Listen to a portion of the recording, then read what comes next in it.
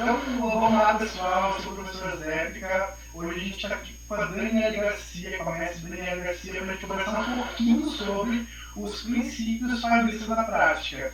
Tudo bom, Dani? Tudo certo? Tudo bom, Zépica? Estou muito feliz, muito grata pelo convite, ajudar Legal, vocês aí nessa aula, até porque falar de Taylor e Fayol é sempre um grande prazer para mim. com certeza. Eu agradeço também aí tu vir trazer um pouco da tua prática para a gente, né? A teoria o professor vai dar, mas a prática só quem está trabalhando vai conseguir trazer, então vai ser muito legal. Gente, então para a gente poder conhecer um pouquinho a Dani, deixa eu pegar fôlego aqui para ver o currículo dela, né? Porque a Dani ela é mestre em administração pela FURG, ela é MBA em Finanças e Controladoria, MBA em Gestão de Pessoas e Liderança, MBA em Gestão de Vendas, MBA em Gestão de Projetos, tem graduação em Administração, é técnico em Contabilidade, aí ela não parou, né? Aí ela foi ser auditora líder do Sistema de Gestão Integrado com ISO 9001, 14001, 45001, e além disso, experiência profissional é 25 anos de experiência em gestão pública e privada e mais 7 anos de experiência em consultoria e gestão organizacional. Ufa! Dani, quer resumir isso para o pessoal? Falar alguma coisa aqui que eu vou até perder no fôlego. Bom, legal. Acho que em primeiro lugar é importante dizer, né, que depois que a gente passa dos 40, o currículo da gente fica um pouquinho maior. Então, quem está em início de carreira, né, pode achar que é muita coisa, mas não é. No decorrer da vida aí a gente vai olhando para uma coisa e achando importante, aí a gente quer aprofundar, olha para outra, acha importante, quer aprofundar, né? Então, hoje em dia eu me autodomino especialista em gente, gestão e ganhos, né? Por quê? Porque eu sou uma apaixonada por gestão, tá? Sempre fui, adoro gestão, adoro a administração, né? Adoro TGA, que muita gente aí tem medo, foge dela, né? Mas eu acho que tá aí o princípio de tudo, né?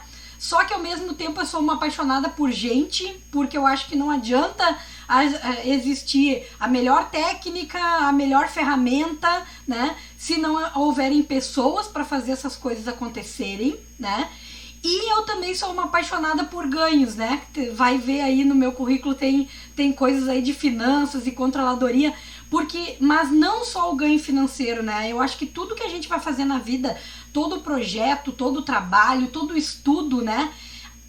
Quem está envolvido com aquilo tem que ganhar. Então, por exemplo, nessa aula de hoje aqui nossa, né? Os alunos têm que ganhar o conhecimento que a gente tem um pouquinho mais que eles e traz para eles, né? Pela nossa experiência e tal. Mas a gente também tem que ganhar. E o que eu estou ganhando hoje aqui, por exemplo? Eu estou ganhando a satisfação de estar contribuindo, né? Com quem veio depois da gente aí. Então, para mim, ganho é isso, tá? Resumindo, é mais ou menos isso. E aí eu comecei a trabalhar aí com 15 anos de Puxa, idade. Dani, dá um parênteses, ó. A Dani falou tudo que a gente falou na sala ontem em Farol, se vocês forem lembrar. Ela falou, então, em ganho, dá para trabalhar com remuneração, ela falou não é só dinheiro, tem outros tipos. Ela falou em estrutura, em organização, em gestão, e ela falou, mas não adianta isso sem as pessoas, que é o que o Farol dizia. Muito obrigado, Dani, pelo desculpa da nossa aula aqui na convivência. Joia. Mas a gente poderia destacar e costurar, né? Claro. E também tem isso, né? Eu comecei a trabalhar muito nova. Eu comecei a trabalhar com 15 anos de idade. Com 15 anos de idade eu já estava estagiando no hospital da minha cidade. Então, né, isso tudo vem trazendo experiência pra gente, porque é que nem eu digo assim, ó, eu me apaixonei por administração fazendo administração na prática. Eu vim estudar isso depois, né? Então eu acho que é legal essa experiência e essa troca. E eu sou uma crítica muito forte em cima disso. O Zépica sabe que a gente é colega, né? E vive fazendo trocas aí. Que a gente precisa acabar com o abismo que existe entre a universidade e o mercado de trabalho, né? Porque a gente aprende muita coisa legal na universidade que muitas vezes não se aplica no mercado de trabalho, né? E às vezes e muitas das vezes a gente faz muita coisa aí no mercado de trabalho que nunca nem foi estudado, né? Cientificamente falando, nunca foi tratado na universidade. Então eu acho que isso é uma coisa muito bacana e eu dou parabéns pro Zépica aí de trazer, né, de tentar unir essa questão da teoria com a prática. obrigado mesmo. Gente, eu trouxe também aqui, só pra gente poder passar por cima, mas é legal destacar, as pesquisas da Dani. Então a Dani está pesquisando aí consumo sustentável e inovação, contabilidade na gestão da sustentabilidade, eco-inovação, desempenho. Isso aqui são os títulos de alguns dos textos da Dani, então ali no Lattes, eu vou colocar aqui pra gente poder baixar, se você quiser, e olhar esses textos com mais calma, mas as pesquisas da Dani estão muito mais para essa área, né, de sustentabilidade e eco-inovação. Depois a ideia ela vai falar um pouquinho pra gente no final. Gente, então, sem mais delongas, né, eu trouxe aqui pra gente um recorte da nossa aula de Firewall. A gente tem toda aquela aula discutindo princípio a princípio, a gente não vai fazer isso aqui, tá? Aqui eu trouxe só os emojizinhos para a gente poder conversar um pouquinho do trabalho da Dani na prática, para a gente tentar fazer uma releitura disso aqui no trabalho da consultoria. A Dani trabalha em várias coisas, tá? A gente vai reportar um pouco para a questão da consultoria para a gente poder entender a dinâmica disso aqui acontecendo hoje. Então, Dani, aí são os 14 princípios de administração do Firewall, tu lembra, com certeza, estudou bastante isso com a gente, né? O Firewall ele vai desdobrar a estrutura da organização, então, em áreas como a gente falou lá, a questão financeira, a questão contábil, a questão comercial, a questão administrativa, e ele vai dizer, faça a administração dessa forma. E vai dizer 14 princípios para fazer administração. Eu vou começar te perguntando, a gente usa esses princípios, né? A gente usa isso para fazer administração ainda hoje, 100 anos depois do Firewall? Sem dúvida. Na verdade, é aquilo que eu sempre falo, assim, ó. Por que eu me apaixonei por TGA na época da graduação, né? Porque eu conseguia ver que ali estava o princípio de tudo, né? Por mais que as coisas modernizaram, inovaram, tem novas nomenclaturas, né? Que tudo isso é importante, faz parte do desenvolvimento, né? Seria até ridículo se a gente usasse as mesmas coisas que eles usavam 100 anos depois. Mas sim, sem dúvida, né? O princípio, esse olhar que eles tiveram científico, né? Que hoje embasa todos os nossos estudos aí, eles foram fundamentais, né? E hoje até o que eu trouxe aqui pra gente discutir são ferramentas práticas, né? Que eu consigo enxergar aí os 14 princípios dentro dessas ferramentas que eu uso hoje nas consultorias que eu presto, né? Pelas empresas aí no Brasil inteiro. Perfeito, Dani, perfeito. Eu não sei se a gente vai então batendo as figurinhas e conversando, falando, abrindo e vai falando alguma coisa em cima, pode ser? Pode, vai conduzindo aí que eu vou te seguindo aqui.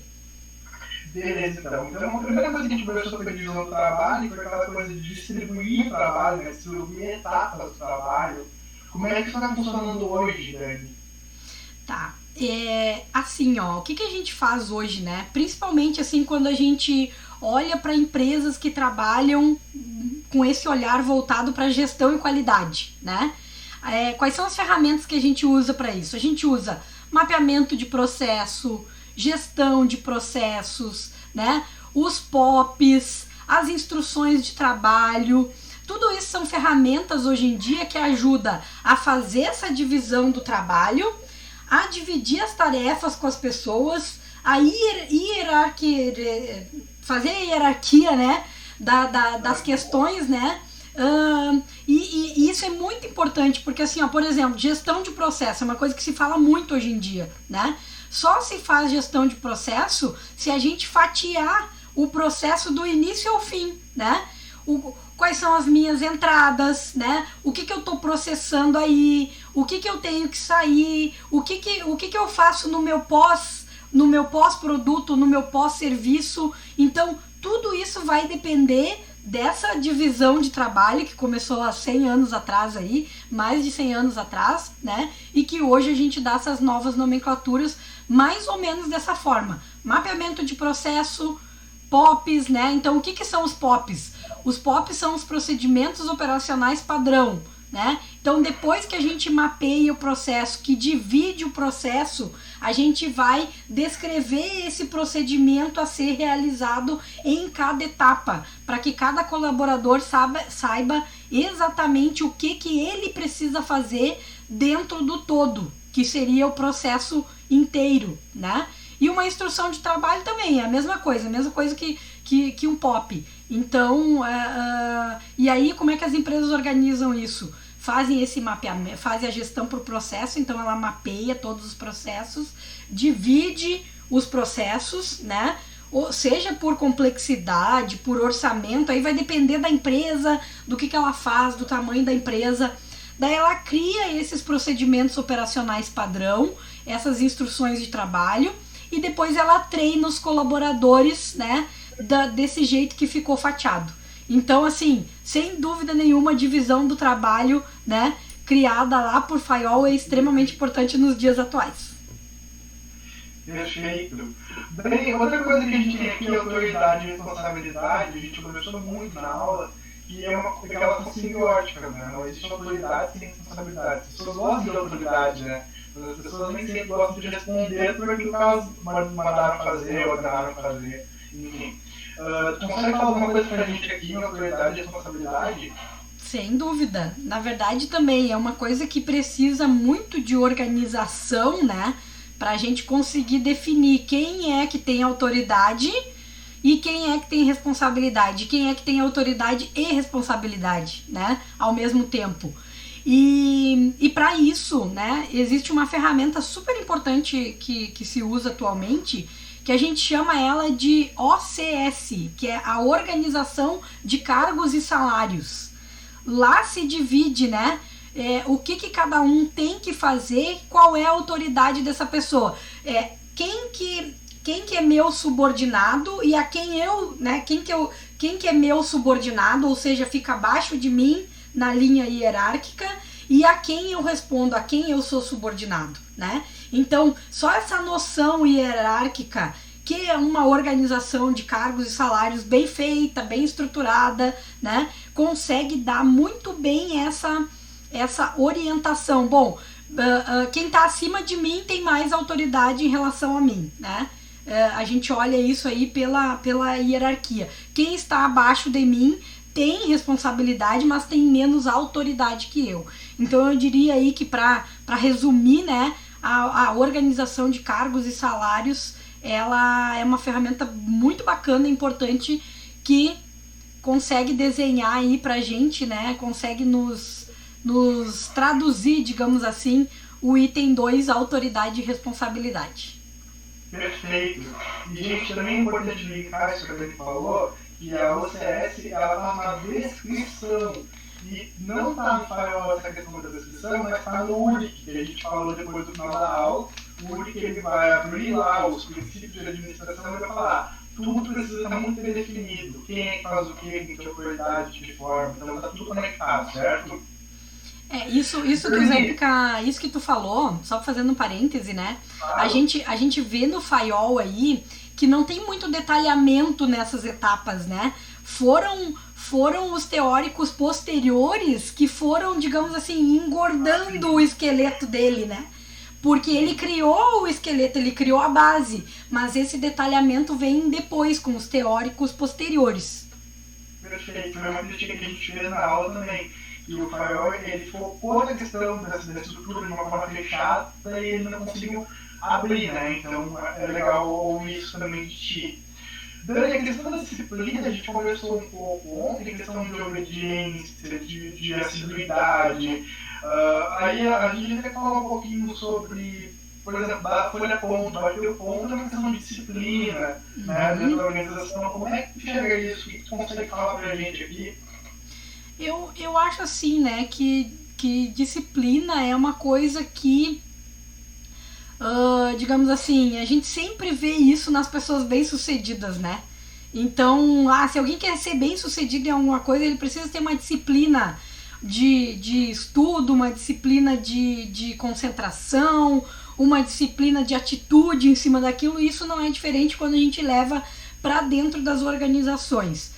O que eu posso te dizer que eu vejo hoje, que a gente procura, para não fazer uma coisa assim muito de quartel, porque disciplina parece uma coisa de quartel, assim, né? Pra gente não levar isso para dentro das organizações, né? A gente trabalha muito os planos de desenvolvimento profissionais, né? Então, dentro desses planos de desenvolvimento profissionais, que eles têm como objetivo o foco, a atitude, o respeito, a hierarquia, né?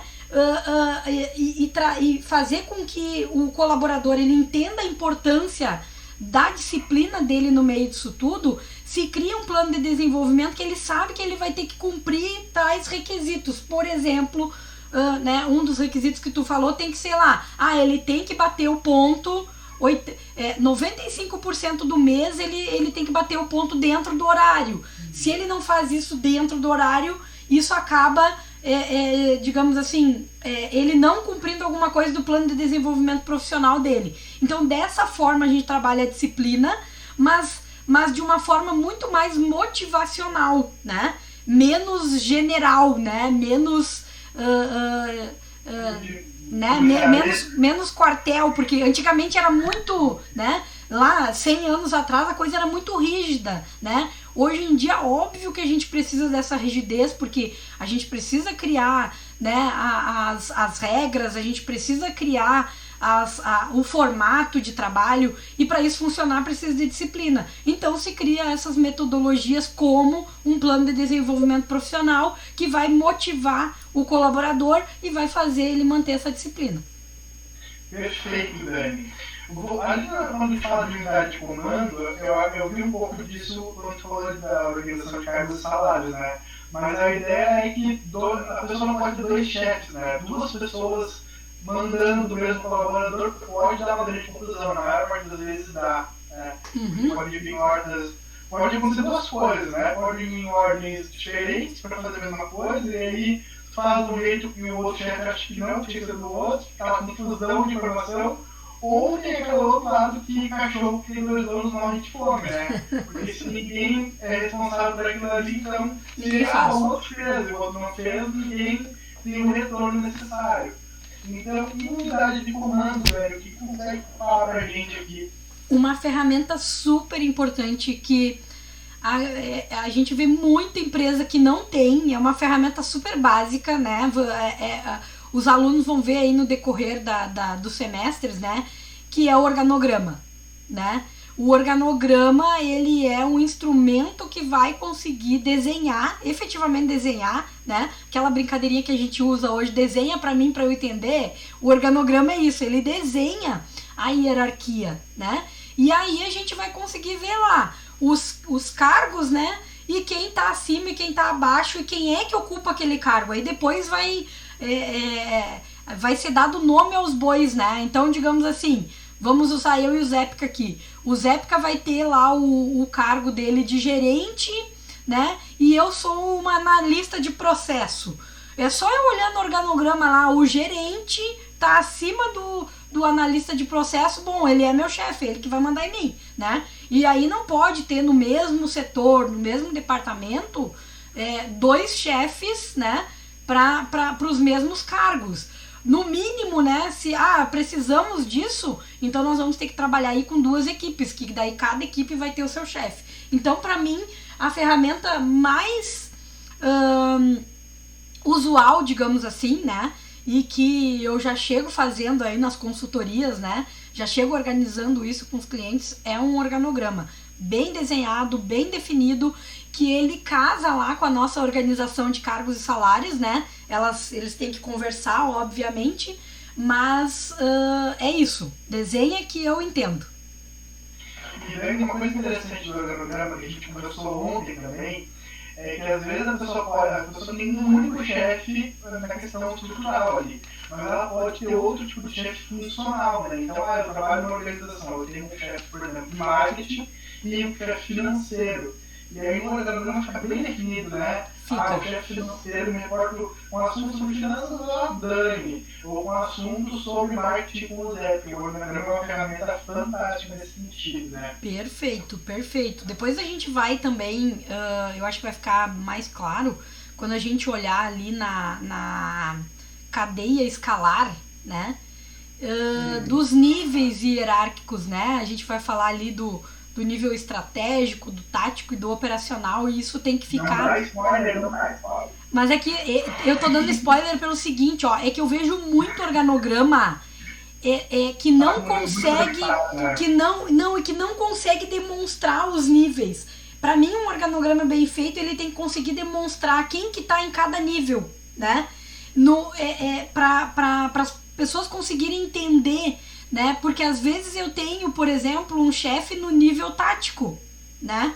E tem um chefe no nível estratégico e tem um chefe no meu nível operacional, né? Que é isso aí que tu tá falando. Então, por isso é importante, às vezes, por exemplo, assim, no meu entendimento, quando eu fiz administração, eu vi organograma de uma forma muito básica. E que eu acho que ele pode ser aprofundado na graduação. Tem pós-graduação depois que a gente pode aprofundar isso. Mas eu acho que se a gente tiver um olhar para essa unidade de comando, unidade de direção e a própria cadeia escalar, né? Que tudo isso vai falar de organograma e aprofundar isso depois lá quando for falar de organograma, eu acho que o administrador já chega, né? Sabendo o que vai fazer. Perfeito, perfeito. Depois da unidade de comando, a gente vai falar de unidade de direção. Unidade de direção é aquela coisa de saber exatamente para onde quer ir, né? A direção da empresa. Às vezes a pessoa, às vezes tem mais um objetivo dentro da organização e, de novo, se a organização não tem isso bem claro, não sabe para onde corre. A gente trouxe um exemplo da Kodak, vai lembrar, né? Que a Kodak ela achava que ela tinha que vender filme. Na verdade, ela vendia imagem, né? E ela perdeu o mercado de fotografia digital aí porque queria seguir venda do filme, né? Então tinha uma dualidade de direção. Como é que tu enxerga essa questão da unidade de direção, né? Eu enxergo assim, ó. Para a empresa organização, enfim, ela ter uma unidade de direção, ela necessariamente tem que definir o seu planejamento estratégico. Porque lá dentro do planejamento estratégico, ela vai fazer uma definição de missão, uma definição de visão e uma definição de objetivo estratégico. Se a empresa que faz isso hoje em dia, ela não cai nessa armadilha aí de ter uma missão, né, uma visão míope do que ela quer, do que ela faz, quem ela atende, né? Então essa unidade de direção tá nisso, né? E aí isso tem que é uma obrigação aí do nível estratégico, aí a gente está falando ali da unidade de comando, né? Do nível estratégico, estabelecer, né? E depois conduzir todo o restante da empresa ou da organização nesse sentido. Porque senão vai um para cada lado, né? E aí não tem uma unidade de direção, né? Não tem uma direção única, né? Que não sabe para onde vai, que é o que... Exatamente. Que é o que muitas vezes acontece dentro das empresas, né? Tá cada um puxando para um lado. Perfeito. Gente, a Dani falou em plano de negócio, plano de planejamento estratégico, a gente hoje tem inúmeras formas de fazer isso no próprio planejamento, né, que é a carta. A gente também tem um pouquinho, tem o próprio Canva também, um quadro interessante de a gente entender essa dinâmica. Então, a gente pode depois começar a separar no final do nosso semestre e trazer essas ferramentas. Mas a gente vai conversar um pouco mais disso nas escolas da estratégia, tá bom? Só para situar o pessoal aqui dele. Depois, a gente falou de subordinação do interesse particular ao interesse geral, que particularmente para mim é um dos princípios que eu acho os mais interessantes, porque às vezes o teu chefe pode ter uma visão, uma ideia de fazer ali dentro e não está de acordo com a organização, com a ideia da organização, né? O estagiário sofre muitas vezes disso, mas tem que ficar assim para mim, vai fazer coisa do meu para mim, e aí está fazendo coisa para o chefe que não tem nada a ver com o interesse da organização. Tu consegue falar uma coisa pra gente aqui, Dani? Sem dúvida. Aqui eu separei o que a gente chama de valores e princípios organizacionais, né? Uma vez que a empresa defina isso, e aí, gente, eu vou puxar a brasa pro nosso assado aqui, né? Os administradores. As empresas precisam ter administração e elas precisam utilizar essas ferramentas de gestão, de administração, né? Que tem mais de 100 anos, né? Na verdade, são novos nomes, mas elas nasceram há mais de 100 anos atrás. Porque o que são os valores e princípios organizacionais? É a organização dizer exatamente aquilo que é importante para ela, né? Que nós nascemos e a gente vem de uma família e a nossa família nos dá valores e princípios. Mas não quer dizer que são os mesmos da organização, né?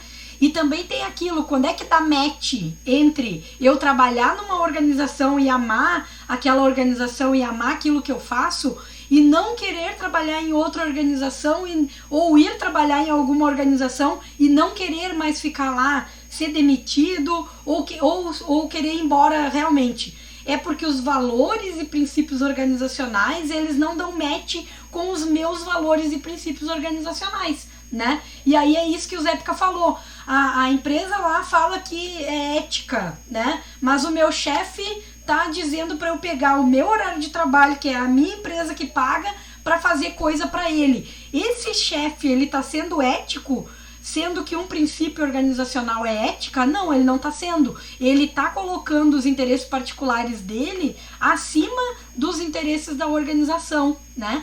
Então eu acho que quando a gente fala em subordinação de interesses particulares ao interesse geral, valores e princípios resume tudo para mim. Com certeza.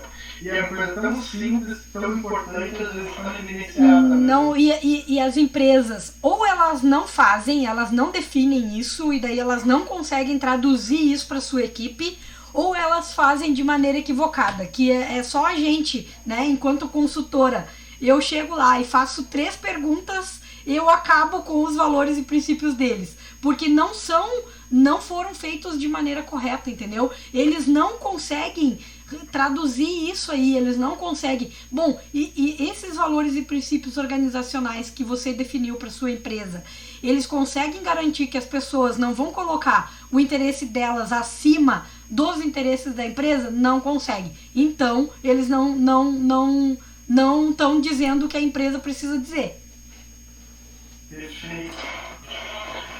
Também a questão de remuneração, tá? A gente conversou muito de remuneração, às vezes, a maioria das vezes não é só salário, né? Às vezes a pessoa tem uma remuneração moral, uma remuneração psicológica, um reconhecimento, mas também salário, né? Ninguém vai trabalhar de graça, obviamente. Mas a remuneração ela perpassa a questão monetária, né? O que tu consegue conversar com a gente aqui, Dani? Aí, na verdade, assim, ó, não tem como a gente não voltar na organização de cargos e salários de novo, tá? E aí eu já quero fazer uma diferença aqui de diferença de organização de cargos e salários para plano de cargos e salários, tá? Uma organização de cargos e salários, ela organiza e descreve o que cada um dentro do seu cargo, do seu setor, né, vai fazer e vai ganhar. Agora, um plano de cargos e salários, ele fala, eu acho, né, que é um avanço nesse sentido, um pouquinho mais da questão da remuneração, porque um plano de cargos e salários, ele vai falar do teu salário, do teu plano odontológico, do teu plano de saúde, né, do valor que de repente tu vai ter se tu quiser fazer uma graduação ou uma pós-graduação para melhorar o teu desempenho interno, né? Vai falar de promoções. Daqui a tanto tempo eu posso ser promovido a tal cargo, ou eu posso ganhar um X a mais no meu salário por tempo de serviço, né? Então a remuneração vai falar de todas essas coisas, que são os ganhos além do salário lá que a gente aceita a hora que a gente assina, né, o nosso contrato com a empresa. E aí eu já aproveito para falar dessa diferença de organização para cargos e salários, de organização, cargos e salários para plano de cargos e salários. É interessante destacar aqui, Dani, que o plano tem uma ideia de desenvolvimento, né, de ação. Então, o plano ele vai dizer, daqui a um tempo te promove, de forma que faz esse caminho para a promoção, a ideia é que a pessoa não vai ficar parada naquele cargo, ela vai avançar. Por isso que tu trouxe a questão, vai fazer uma graduação, ou uma pós-graduação, como é que vai ser promovido. Então o plano de pressupõe essa coisa mais orgânica, né? Exato. Muito legal, muito legal. Dani, a questão de centralização, a gente conversou também bastante. A questão de centralização é saber a quem se reportar. Tem um pouco a questão das unidades de comando, tem um pouco da cabeça lá, mas vai um pouco além, né? É saber de quem é a responsabilidade. A gente trouxe o exemplo aí do presidente dos ministérios, né? Não que no Brasil é para fazer muito isso, porque o nosso presidente não dá muito, né? Mas o presidente é quem responde, é o poder da caneta, né? A centralização da caneta. E os outros respondem por ele. Como é que isso acontece na consultoria, né? De novo, né? Eu acho que a gente parte aí do organograma, tá? E aí a gente pode pensar aí também naquela questão assim, ó. Quando a gente fala em delegação, né? Quando eu delego alguma coisa para alguém, eu não deixo de ter a responsabilidade em relação ao que precisa ser feito. Ou seja, eu não deixo de centralizar, né, a resolução daquele problema, a realização daquela tarefa. Então, aqui a gente vê, e é uma coisa que, digamos assim, ó, é uma coisa que as empresas tentam fazer hoje de forma diferente do que 100 anos atrás. 100 anos atrás, como a gente já falou aí, como as coisas eram muito rígidas, né, se trabalhava muito para centralização, né? Quanto menos gente mandasse, quanto menos chefe tivesse, quanto mais centralizado tivesse, mais controle e comando se tinha, né? E hoje não, hoje a gente já vê organizações mais descentralizadas, mais horizontalizadas, né? Com mais divisões, mais chefes. Aí não, a centralização ela não deixa de existir. Só que ela fica um pouco mais, digamos assim, espalhada, um pouco mais dividida, achatada, exatamente, não deixa de existir. Mas a ideia da centralização é bem essa. Bom, eu geralmente vou trabalhar em núcleo, em célula, em setor, né? Vai depender muito do ramo aí que a gente vai estar trabalhando para essa nomenclatura, mas ali dentro eu sempre vou ter que centralizar em alguém que vai ser o chefe, vai ser o coordenador, vai ser o diretor, vai ser o gerente, enfim.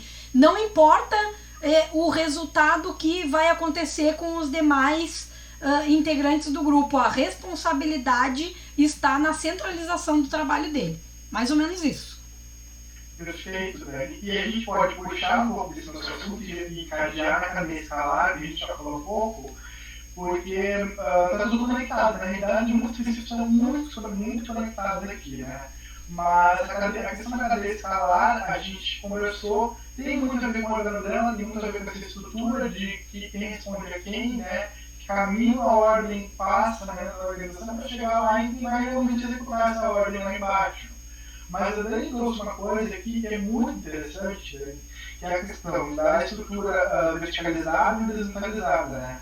Antigamente a gente estudava e a gente via muitas estruturas como uma pirâmide, né? O grande líder, o grande gestor, depois as unidades funcionais, as unidades administrativas, as equipes, e eles estavam um grande triângulo, uma coisa piramidal. Hoje em dia a gente chama isso de organograma ovo, porque é um organograma que tem um núcleo, que é a gema, né? E isso fica espalhado. Então, não que não exista uma cadeia escalar acontecendo, ela existe, ela tem que existir, porque sem autoridade definida nada acontece, né? Como a gente falou lá, não tem como. Mas tá menos hierarquizado, tá mais quebrado, se dá pra falar assim, porque o acesso da ponta fica mais fácil à chefia, na cadeia escalar. Dani, 100 anos depois do Faiol, como é que está essa questão da cadeia escalar, dessa estrutura hierárquica? É aquilo que eu falei, a questão dos níveis, né? Eu acho que isso tem que ficar muito claro dentro da organização. O nível estratégico, quem é, né? O que é, onde ele está, quem que está lá, né? Então, por exemplo, geralmente quem é que faz parte do nível... A gente está falando aqui de 3 níveis, tá, gente? E falando da pirâmide aí, porque esses níveis são ainda em formato de pirâmide, no topo da pirâmide está o nível estratégico, no meio da pirâmide está o nível tático e na base da pirâmide está o nível operacional. Não tem ninguém mais importante que ninguém aqui, né? Se entende hoje em dia, graças a Deus, que todo mundo é importante dentro das organizações, né? Não importa em que nível ele se encontra. Só que é preciso fazer essa divisão, né, de nível para a gente saber quem faz o que, né? E quando que faz e como que faz e a quem se se refere, né? Então a gente precisa, não importa se é em formato ovo, se é em formato triângulo, se é mais horizontal, se é mais vertical. A importância das pessoas conseguirem enxergar esses 3 níveis é fundamental, porque o estratégico é dele a responsabilidade da direção, da unidade de direção, é dele essa responsabilidade. O nível tático, a responsabilidade dele é de definir os procedimentos, né? Que pessoas e que procedimentos eu vou utilizar, de que forma eu vou fazer essa organização para eu atingir essa unidade de direção, tá? E o nível operacional, ele precisa saber qual é a direção, qual é a unidade de direção, precisa saber onde ele está dentro desses processos, né, que o nível estratégico desenhou e definiu, para ele saber exatamente o que ele tem que fazer, como ele tem que fazer e quando ele tem que fazer. Então, para mim, é extremamente importante a cadeia escalar ainda. Não mais com esse nome, mas é importante.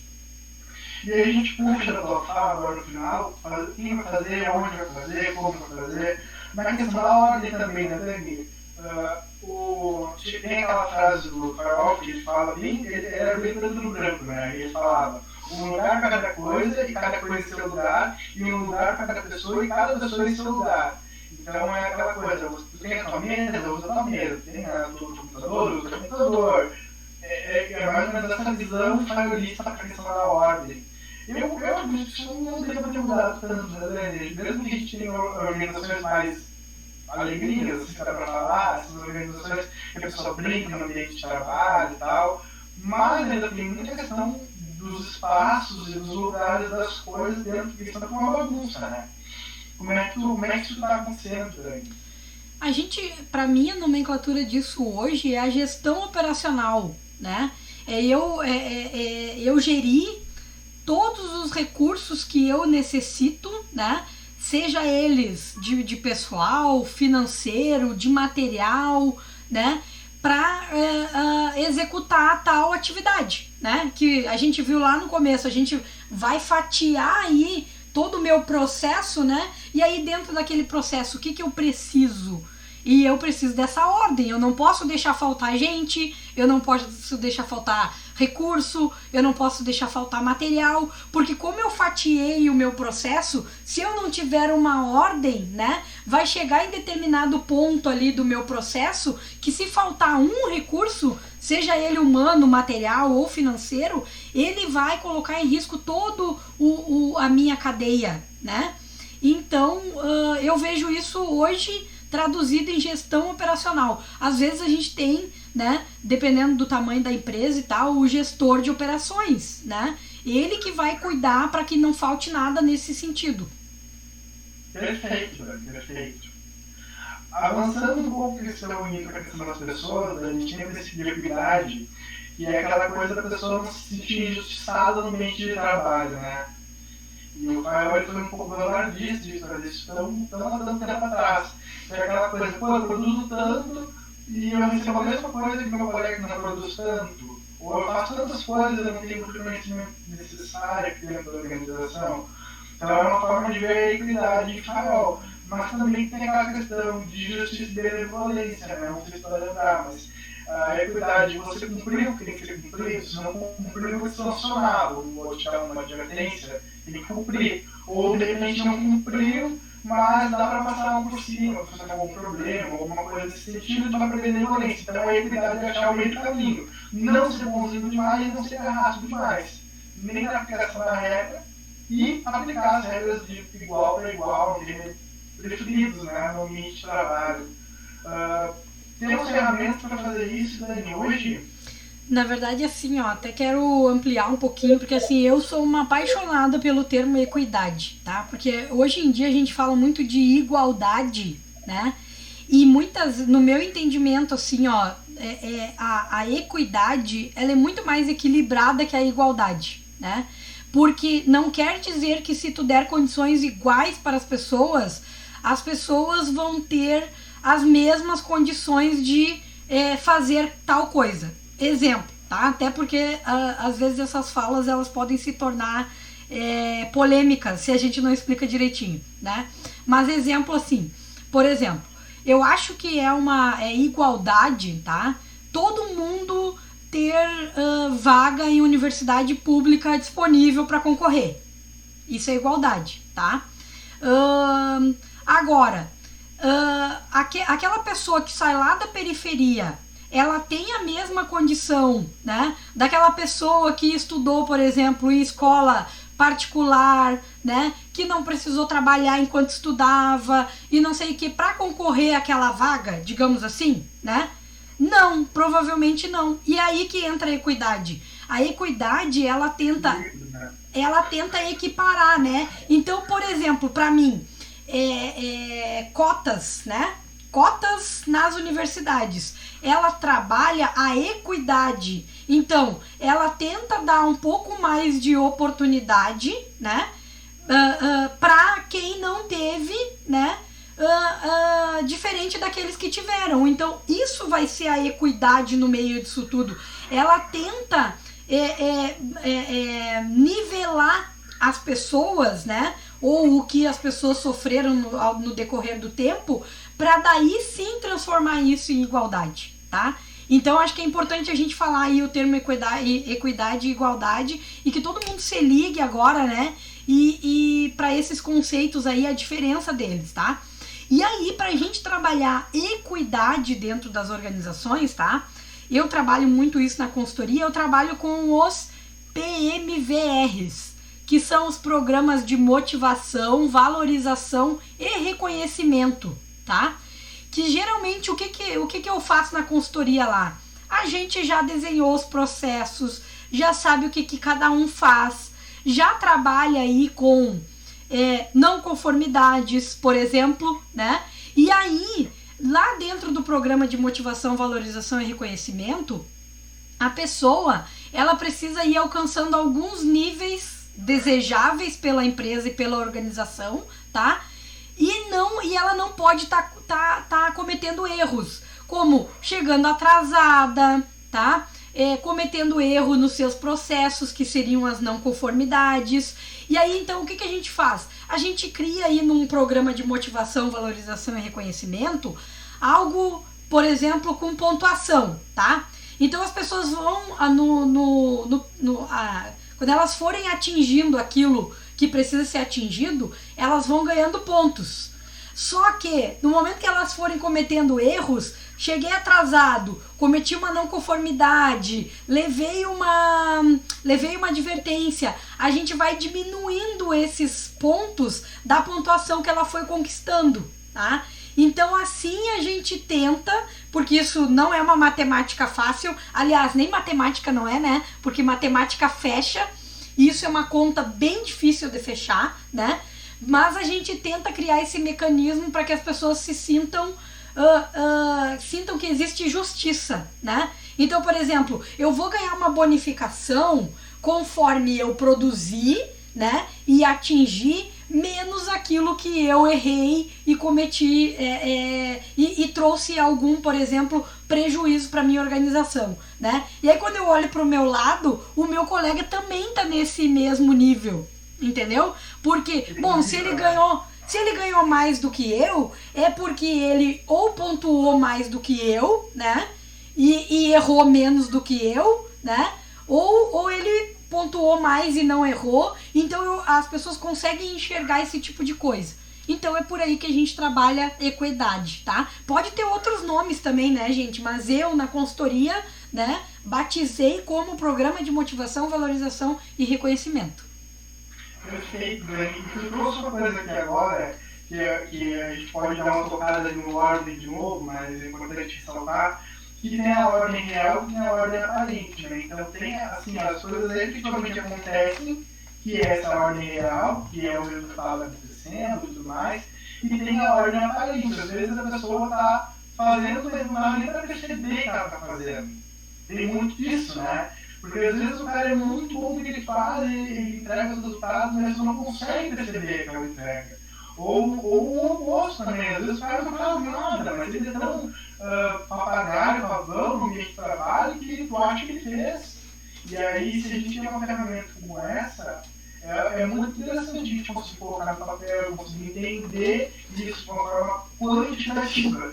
Porque a grande jogada da administração, de repente concorda comigo, porque a gente está aqui conversando com um monte de galera da engenharia, tá? Tem um monte de gente aqui, da engenharia civil, mecânica, química, bioquímica, da galera da computação, do sistema de informação, dos contadores, da contabilidade, é uma galera que para o número está em casa, né? Se a gente não fala uma calculadora, a gente está em casa. Mas a grande jogada da administração é equilibrar essa questão da calculadora e também do ser humano. Sem né? dúvida. E às vezes, se a gente fica focado no ser humano, a gente pode perder um pouco da questão do controle, de entender isso numericamente. Às vezes, se a gente fica focado na questão da calculadora, a gente perde um pouco da humanidade. E eu acho que um pouco do que a gente está falando aqui do Firewall foi essa tentativa, de repente. E aí eu achei muito interessante esse PMVR, até botei aqui para a gente poder discutir um pouco mais e te procurar depois, porque é uma ferramenta super interessante. Dani, a gente está caminhando já para as três últimas, né? Os três últimos princípios de Firewall. O princípio de Firewall fala de estabilidade do pessoal, né? O Firewall tem aquela visão de não demitir, né? Porque o custo de turnover é muito alto, a gente fala um pouco disso. Então, quando demite alguém, tu gasta com aquela pessoa, porque tu tem que pagar encargos da demissão, tu tem que contratar alguém, tu tem que treinar alguém, às vezes tem que pagar o deslocamento para essa pessoa fazer um treinamento, ou um curso para essa pessoa fazer, mesmo que seja via online, uniforme, o espaço, se a pessoa vai trabalhar em casa, tem que disponibilizar um computador para ela, algumas coisas assim. Então tem um grande custo, o Firewall vai ter que ter um grande custo em demitir, em fazer um turnover, em rodar os funcionários, né? E a estabilidade é benéfica porque a pessoa consegue se especializar cada vez mais, ficar mais sabendo o que ela faz, tendo mais domínio da sua função. Na consultoria hoje, Dani, como é que vocês abordam isso, essa questão de estabilidade? A gente chama isso hoje retenção de talentos, né?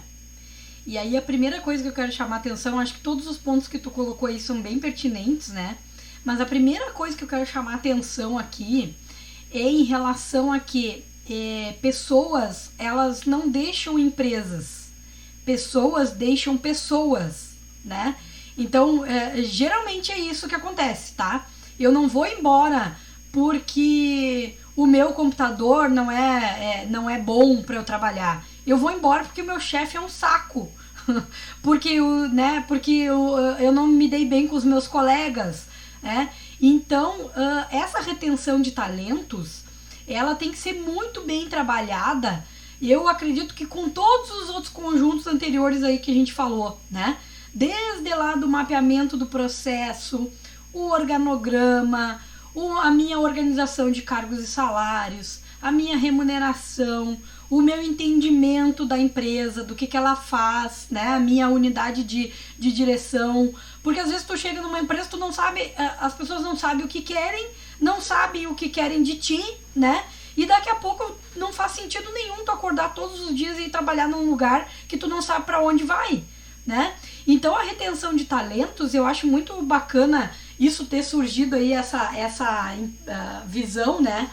Da importância de reter o talento, porque né, uma pessoa que chegou ontem na empresa, ela não conhece a história da empresa, não conhece os sacrifícios da empresa, né? Então, óbvio que é muito mais legal, bacana, barato tu reter as pessoas.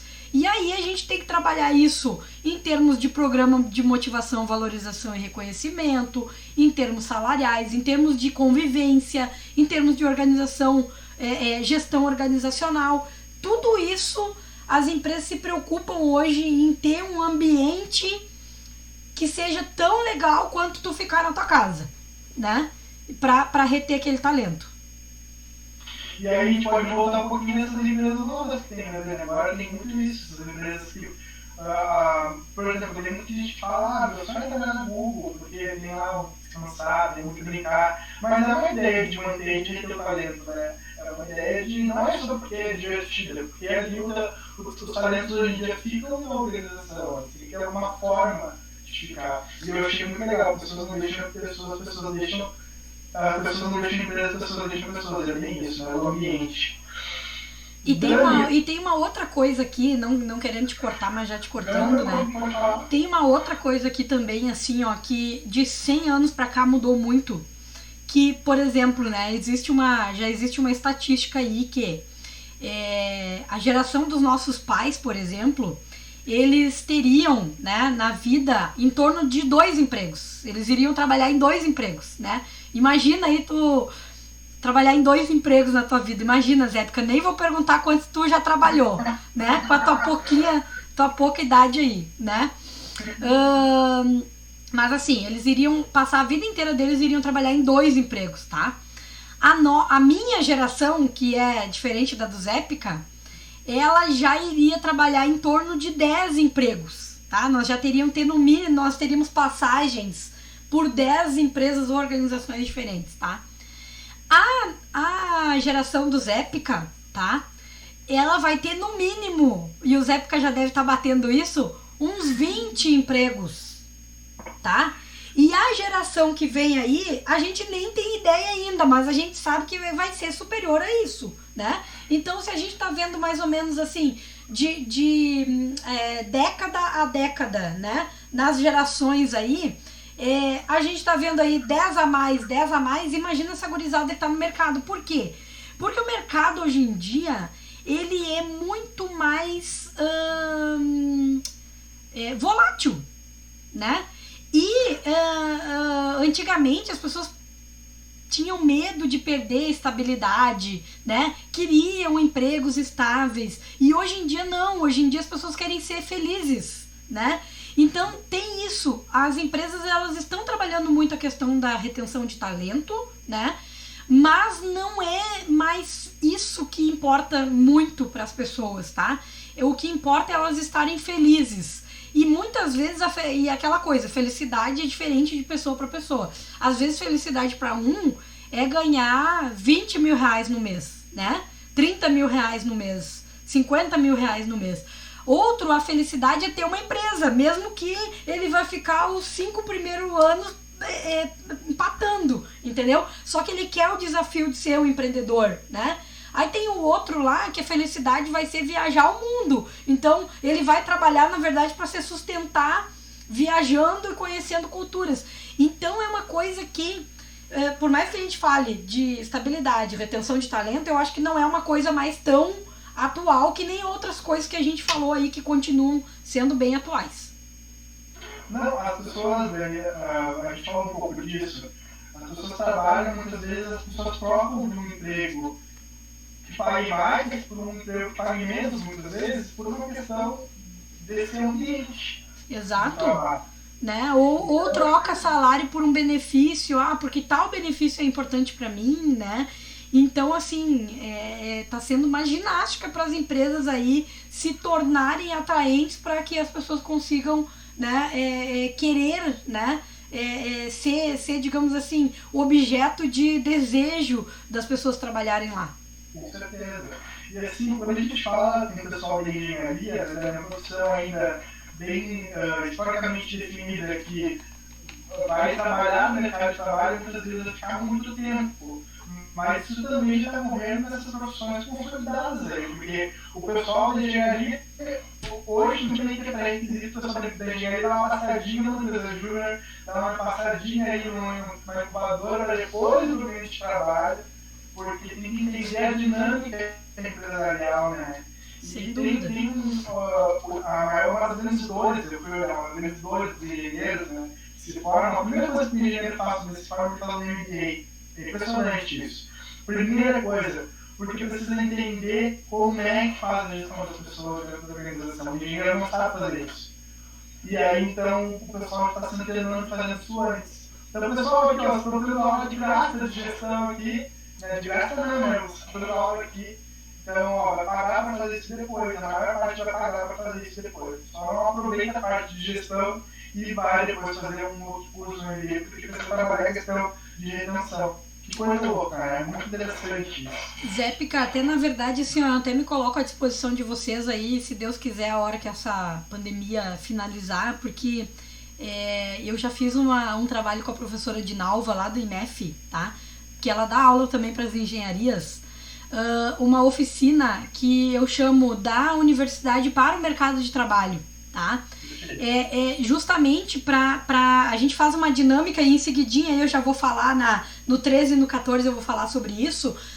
Faz uma dinâmica para as pessoas entenderem, né? Porque tem empresa hoje em dia que está contratando sem olhar o currículo, né? Só por uma entrevista, ou ela não tá nem aí para a formação acadêmica, né, do colaborador. Ela tá preocupada com a habilidade que aquela pessoa tem em resolver um problema que essa empresa quer resolver, né? Então, assim, não tô dizendo que é pra galera largar a faculdade, não é isso que eu tô dizendo. O que eu estou dizendo é o seguinte, que o que a gente faz na universidade apenas não serve mais, né? A gente tem que buscar. E é por isso que hoje, por exemplo, quando tu lê meu currículo ali, apesar de eu já ser quase velha, né? Eu entendo que eu preciso me manter atual, entendeu? Então, assim, por isso que eu estudo gestão, estudo qualidade, né? Estudo as normas internacionais, estudo gente, estudo pessoas, estudo liderança, estudo desempenho, porque o mercado tá muito dinâmico. Se eu imaginar que eu vou me formar engenheiro, ou administrador, ou contador, e tá tudo certo, esquece, né? Porque é apenas o início da jornada. Então, e a gente precisa ser hábil. Hábil com o quê? Com a inovação e a tecnologia que está batendo na nossa porta aí. Eu tenho como meta, né? Todo ano eu tenho que aprender alguma coisa nova. Todo ano não, acho que até que eu já reduzi isso para cada semestre, né? Uma ferramenta nova, entendeu? Algo que me faça, pelo menos, eu posso até não dominar 100% a ferramenta, porque às vezes são coisas que demandam muito tempo, né? Mas a linguagem daquilo, o entendimento daquilo, saber onde aquilo está sendo utilizado ou não. E aí, essa oficina, né? Ela faz as pessoas pensarem na prática. Porque o que eu faço nessa oficina lá? A gente simula aí as pessoas se candidatando a uma vaga de emprego e depois verificando como que elas vão ser selecionadas para essa vaga de emprego. E é muito bacana a gente entender a mecânica e a sistemática que tem hoje em dia, né? Que é uma coisa de louco, assim. Que eu vou falar agora no 13 e no 14, mas vou deixar tu fazer a introdução. Só pra gente deixar a questão desse 12, a gente, mas é um assunto interessante mesmo. Falou ali um pouco da questão, a pessoa antigamente tinha uma questão muito importante, que era em que tu te formou, óbvio, mas onde tu te formou, tinha isso, né? Tinha onde tu te formou. Aí eu olhava, achava, tinha um dado que pediam um teu histórico, sabe? Tinha um dado lá, deixa eu ver se está aprovando essas coisas, qual foi a nota, né? Qual foi a nota? Tinha essa questão de onde, né? Me formei na Federal. Nossa, se formar na Federal era assim, 20 passos para frente, né? E hoje em dia, tem isso. Não tem isso. Às vezes a pessoa nem olha ali onde tu te formou, no que tu te formou, só quer que tu resolva o problema, né? Então, o que muda mesmo, gente, isso está na minha pesquisa de mestrado, que é a significação que dá a formação. Então, a formação você vai ter, entende? Eu sou bacharel em administração, mas eu também bacharel em administração. Cada um na sua universidade, cada um no seu espaço. Mas a forma que a gente adquiriu esse conhecimento, que a gente trabalhou em cima desse conhecimento, que a gente se debruçou e que a gente consegue tirar desse conhecimento, a significação é o que importa no mercado de trabalho. Então, tanto eu quanto a Dani, nós somos mestres em administração. A Dani trabalha no mestrado dela de uma forma sustentável, uma forma voltada à inovação, trabalha na questão voltada ao empreendedorismo. Então, é o mesmo curso, mas elas são aplicações sistemáticas, então significação. Está tudo muito dinâmico, gente, está tudo muito diferente, mas está tudo aqui para isso, para isso que é legal a gente fazer o link, né? Muito legal. Por isso que a gente tem que respeitar quem veio antes da gente, porque eles fizeram essa base, né? que serve pra gente hoje. Não dá pra dizer, não dá pra descartar que não vou estudar isso porque tá atrasado, é de 100 anos atrás. Muito pelo contrário, é a nossa base. Faz a gente entender o porquê as coisas funcionam ou porquê as coisas não funcionam hoje em dia, né? Dani, para a gente poder ir para ter esse falam de iniciativa, né, que é a capacidade que a pessoa tem de ter uma ideia e executar essa ideia dentro da organização. Os estudos mostram que isso é uma grande fonte de ânimo para a pessoa, né? A pessoa fica mais animada a trabalhar, a se sentir conhecida.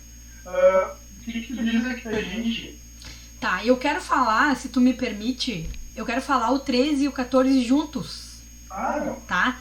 Porque na verdade assim, ó, eu ainda mais assim, o 12, 13 e 14 ele entrou bem na área de gente, né? Bem na área de recursos humanos e pra mim assim, ó, eu descobri uma ferramenta que chama levantamento de perfil comportamental com a metodologia DISC.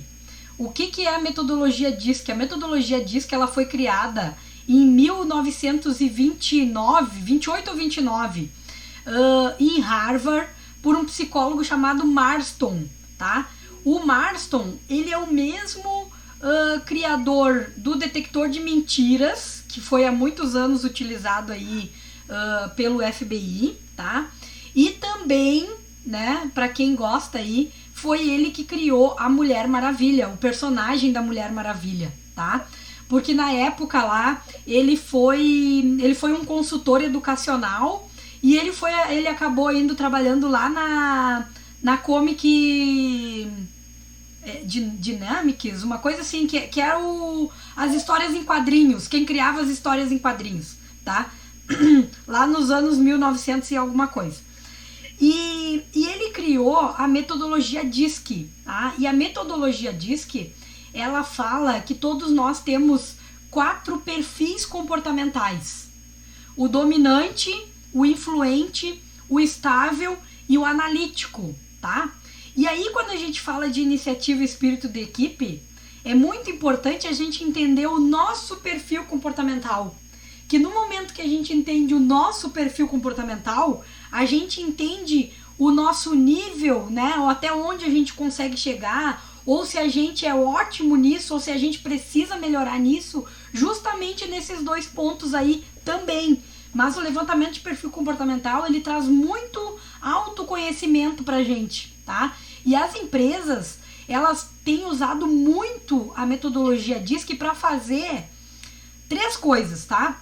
A primeira delas é para fazer o recrutamento e a seleção, tá? Então, assim, no processo de recrutamento e seleção, eles aplicam uma ferramenta de assessment, que a gente chama, né? Um assessment para levantar o teu perfil comportamental. Por quê? Porque ela já fez o levantamento de perfil da vaga, tá? Ela fez uma descrição daquele cargo, daquela vaga, e aí ela vai buscar lá nos seus recrutados quem tem o perfil mais próximo com o perfil da vaga, tá? E ela já tem o perfil de toda a equipe dela. Então, muitas vezes ela faz esse recrutamento ou para dar match na vaga ou para trazer um equilíbrio para a equipe, tá? Então, isso é muito legal, é muito bacana, é muito importante. E essa oficina que eu faço lá com a professora Dinalva, eu já devo ter feito umas 3 vezes isso, ela simula justamente isso, né? Ela simula uma vaga já com um perfil pré-estabelecido, tá? E ela faz a pessoa se candidatar para essa vaga sem saber o seu perfil comportamental. Depois a gente aplica esse perfil comportamental e a pessoa descobre se ela teria condições ou não de continuar naquele processo seletivo ou não. Então isso é uma coisa muito bacana, tá? E aí assim, óbvio, né, gente, iniciativa e espírito de equipe é o que as empresas querem querem da sua equipe, querem que aconteça, né? Nós precisamos, o mercado de trabalho, o mundo, o Brasil principalmente, né? Nesse momento que a gente está passando, nós precisamos de pessoas com iniciativa e espírito de equipe, com pessoas que pensem no coletivo e não só individualmente, né? E a gente está falando lá do item 6 também. Por quê? porque nós precisamos de pessoas mais proativas, tá? Não esquece aquele funcionário que sentava na cadeirinha dele, recebia uma pilha de coisa para fazer e acabou, era isso. Por isso que ele ficava 20, 30 anos num único emprego, né? Porque ele não precisava pensar, ele só tinha que executar aquilo que... Então, assim, iniciativa e espírito de equipe são extremamente importantes nos perfis das pessoas hoje em dia, e um levantamento de perfil comportamental consegue te dizer o quanto tu tem disso, né? Ou o quanto te falta disso e para que lado tu deveria correr para melhorar nesse sentido. E o pessoal pode te procurar, né, Dani? Depois tu tinha colocar ali o Instagram da Dani para poder conhecer um pouco mais essa ferramenta, né? Porque trabalhar com ela direto. Pode, inclusive no meu perfil do Insta. Eu fiz o teste, é bem interessante, mostra assim, tu te entende um pouco mais, né? E para quem vai trabalhar futuramente com recrutamento, porque muitos de vocês, muito do pessoal aqui vai trabalhar com isso depois. Então é muito interessante conhecer essas ferramentas, gente, muito interessante. Dani, vamos, para a gente poder encerrar, que o papo tá fantástico, né? Mas eu vou fazer uma perguntinha para ti aqui. De tudo que a gente conversou, tá, Dani, tu acha que o Fayol, ele rompe com essa ideia do Taylor, de homem-máquina, de homem que só serve para bater o martelo na parede, de homem maquinário, né? Ou o Fayol ele consegue avançar um pouco, humanizar um pouco o homem nesse formato? O que tu acha de tudo que a gente conversou, assim, como é que tu vê isso? Eu acho assim, ó, e aí a gente, é bacana a gente tá falando para vários públicos aqui, né? O Fayol, ele era um engenheiro de Minas, né? E o Taylor, ele era um engenheiro mecânico, tá? O Fayol, ele nasceu aí em 1841, tá? E o Taylor nasceu em 1856, ou seja, o Taylor aí é uns 15 anos, né? Uns 15 anos mais novo que o Fayol, tá?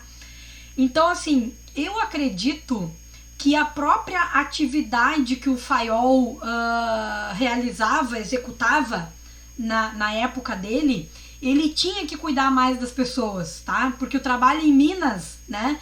Ele podia matar alguém, né? Se ele não fosse bem organizado, estruturado, as tarefas bem definidas, porque era aquela coisa, né? Eu vou instalar eu não sei nem os termos técnicos corretos, tá? Mas eu vou instalar lá um dinamite pra explodir uma parte da minha mina lá pra eu ver se tem ouro, né?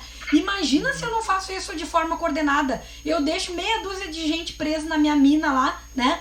E aí tá, eu posso até achar ouro depois, mas eu vou achar corpos também, né? Então, e o Taylor não, o Taylor já veio depois como engenheiro mecânico, né? Ele já veio introduzindo as teorias dele, né? Dentro de uma forma mais industrializada, né? Num ambiente mais seguro, não tão seguro, porque, né, no decorrer dos estudos aí a gente vai ver que a indústria era bem perigosa para os trabalhadores, né? Mas em termos de uma mina, né, o perigo de uma mina e uma indústria, digamos assim, né, uma atividade, né, a diferença das atividades, eu acredito que o Fayol humanizava mais, sim, pelo cuidado que ele tinha, né, que ele precisava ter. Não acho que não é que o Taylor não tinha, mas o foco de estudo dele foi mecanizar mais, foi acelerar mais, foi diminuir os tempos, foi enxugar os processos. E aí eu acho que ele passa, né? Não tô defendendo ninguém, mas essa é a minha visão, assim. Eu acho que ele passa essa questão de ter deixado um pouco mais as pessoas para trás. Mas é aquilo que eu falo, não há como fazer gestão, administração, processo sem pessoas. Eu só acho que o Taylor, ele focou mais nos processos. E o Fayol tinha que cuidar mais das pessoas.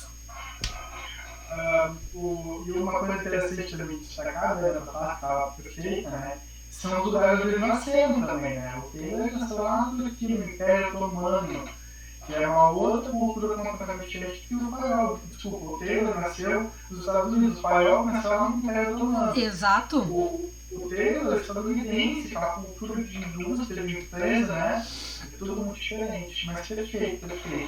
E o Taylor, na verdade, depois ele se estabeleceu na França, né? Então, é só a gente olhar, né? É só a gente olhar os estados, a cultura europeia e a cultura, né, dos Estados Unidos. A gente sempre olha, e nos dias atuais a gente sempre olha e acha a Europa muito mais humanizada do que a América. Perfeito. Dani, vou deixar aqui para todo mundo o teu Instagram, tá? É o @danielgarcia.oficial. Vou deixar no PowerPoint que quiser clicar, que vai direto para a página lá.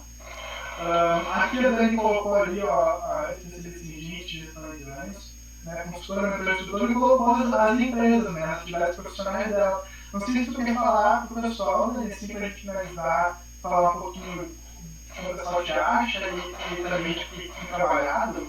Rapidinho aí pra gente encerrar. Bom, eu tenho um projeto que chama Expedição Interior, né? Que ele trabalha com autoconhecimento. Então, quem quiser entrar depois aí no Expedição Interior, vai conseguir encontrar lá no linkzinho ali, no Linktree, um lugar para conseguir fazer o levantamento do seu perfil comportamental, tá? Eu acho que seria bem bacana, bem importante, né? Não vai levantar todo o perfil, não é uma ferramenta robusta, porque existem ferramentas aí, né, que quem quiser fazer um levantamento de perfil comportamental tem até 40 páginas de informação sobre você mesmo, tá? O que eu tô oferecendo ali é você já ter uma noção, assim, o meu perfil comportamental predominante é X, né? E já vai te dar uma luz aí sobre o teu perfil comportamental, tá? Então, e ali, né, no Expedição Interior a gente faz lives, cursos, workshops, todas essas coisas pra gente, né? É aí que eu trabalho essa questão de gente, tá? No Expedição Interior. E a Innoventer, ela é uma startup, né, que foi pré-incubada na FURG, tá?